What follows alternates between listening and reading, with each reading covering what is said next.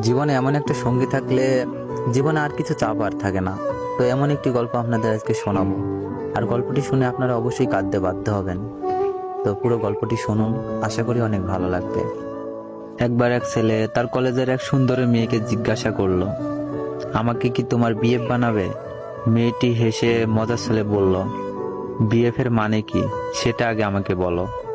তখন ছেলেটি হেসে বলল, কেন, বেস্ট ফ্রেন্ড?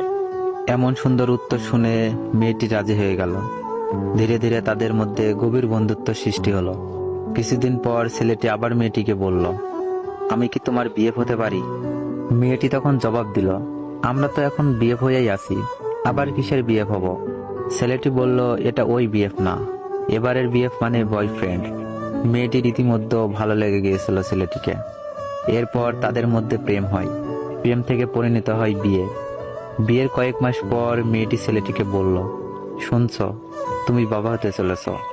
ছেলেটি অবাক হয়ে বলল, তাই নাকি? তাহলে অবশেষে আমি তোমার বিয়ে হতে যাচ্ছি।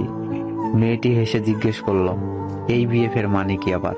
ছেলেটিও মৃদু হেসে জবাব দিল, বেবিস ফাদার। স্বামী স্ত্রী আর একটি ফুটফুটে বাচ্চা, সুন্দর সাজানো গোছানো একটি সংসার। অন্য সব সংসারের মতো এখানেও চলতো ছোটখাটো নানা রকম ঝগড়াঝাটি, নানা খুনসুটি, মান অভিমান। একদিন স্বামী বলল, শোনো, সুখ দুঃখ আমাদের জীবনের অংশ। ভালো সময় যেমন আসে, তেমনি খারাপ সময়ও সংসারে আসবে।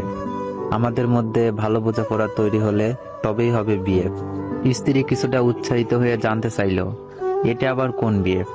স্বামী দুই হাতে স্ত্রী আর সন্তানের হাত ধরে বলল, বিউটিফুল ফ্যামিলি। সংসারের বয়স তখন বছর 10 হয়েছে। এরই মধ্যে একদিন স্বামী বলল, তোমার সব চাপা সবসময় হয়তো পূর্ণ করতে পারবো না, কিন্তু আমি তোমাকে ভীষণ ভালোবাসি, তুমিও আমাকে ভালোবেসে বিয়ে হয়েই থেকো। স্ত্রী যথারীত বিস্মিত হয়ে জিজ্ঞেস করে, এই বিয়ে ফের মানে কি? স্বামী হেসে উত্তর দেয়, বি ফরএভার। স্ত্রী স্বামীর এমন পাগলামি দেখে হাহাকার করে হেসে পড়ে। সময় গড়িয়ে যায়, সন্তানও বড় হতে থাকে। ধীরে ধীরে বুড়ো হয় স্বামী স্ত্রী। কবে যে চোখের সামনে শৈশব কৈশোর যৌবন পার হয়ে গেল, কেউই টের পেল না। একদিন বৃদ্ধ স্বামীর শয্যার পাশে বসে আছে স্ত্রী। স্ত্রীর হাত ধরে স্বামী বলল, মেঘে মেঘে বেলা তো অনেক দূর গড়িয়ে গেছে, এবার বোধহয় সূর্যাস্তের পালা। আমি জানি না স্বামী হিসাবে তোমার প্রতি আর বাবা হিসাবে সন্তানের প্রতি ঠিক কতটুকু দায়িত্ব পালন করতে পেরেছি।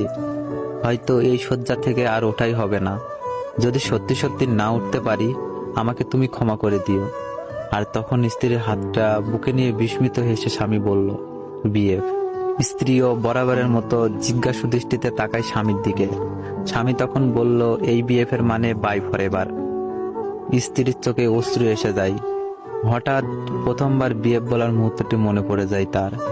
বৃদ্ধার চোখে পুনরায় স্মৃতিগুলো ভেসে ওঠে। সে মনে মনে বলে, কত কঠিন জীবনের এই হিসাব নিকাশ, অথচ বিআরএফ এই দুটো ইংরেজি বর্ণে কত সহজভাবেই না জীবনের সবকিছু কঠিনত্বের উড়িয়ে দিয়েছে এই মানুষটি। জীবিকার টানে ছেলেও বহুদূরে আজ, কেন যেন বিদ্যার শেকড় গেড়ে গেছে এখানে। সে চাইলেই সবকিছু ছেড়ে কোথাও যেতে পারে না, এই সংসার ছেড়ে। দক্ষিণ পূর্ব দিকে জানালাটা খুলেই নানা গাছগাছালির ফাঁকে বৃদ্ধের কবরটা দেখা যায়।